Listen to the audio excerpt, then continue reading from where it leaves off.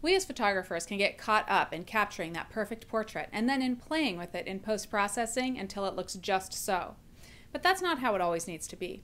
Plenty of artists throughout history have portrayed their subjects in real life, doing real things, rather than sitting up straight and smiling into the camera. Take, for example, this painting by Joseph Henry Sharpe. It's called Taos Indian Women, and it's from around 1930. These women aren't sitting for a portrait. They're working. They aren't paying a bit of attention to the other person in the room, the artist. And they both have their backs turned to the viewer. Holy moly! But look, we can see a bit of their life and what they're wearing. These beautiful dresses and boots, and how their hair is neatly tied back. And how about this one? This is Portrait of Clara Hall, the Tea Party, from 1873. It was painted by Eastman Johnson. Clara here, maybe she didn't want to come out from behind her little table for someone to paint her. Really, not many kids would be able to sit long enough for an artist to have time to sketch or paint them, so this may really have been out of necessity, but it's still an interesting idea. Your kids aren't ever actually sitting still, up straight and tall, and smiling right at you, are they? I mean, probably not.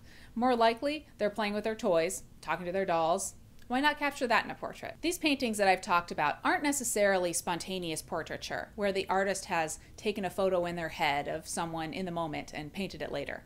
These may have been, and really probably were, posed, or at least set up in some way. What if you do want a portrait where the subject or subjects are looking at you in a definitely posed sort of fashion? That has been done countless times too, but not always in the traditional sense, where the subject is sitting or standing in front of the viewer against a plain or at least a well planned out background. Imagine this. These little girls have their brand new pretty dresses on, but they're really more interested in lying on the floor and hanging on mom than in posing for a portrait.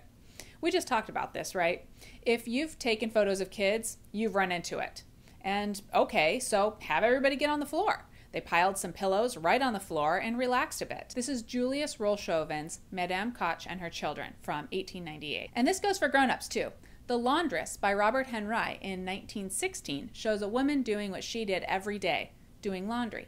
She didn't go out and purchase a new dress for her portrait. She isn't sitting on a stool against a nice backdrop. And oh my gosh, she's casting a shadow on the wall. Gasp! But wait, is there more? Could this actually be a nice portrait?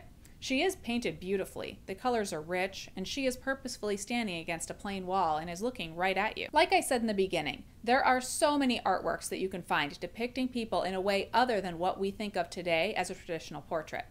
The bottom line is that portraits, or photography in general, doesn't have to be profound. It can simply be a slice of life, showing the viewer or the client what a person looked like or did at a certain point in their life. Now what I want you to do is try it. Rather than have the subject in the studio, have them somewhere else, in their home or their place of business, doing what they do. Anything. Get creative. You might get something great. If you're okay with your photo being in one of my videos, email it to me at secrets@snapcheck.com so I can show it off in one of my next videos.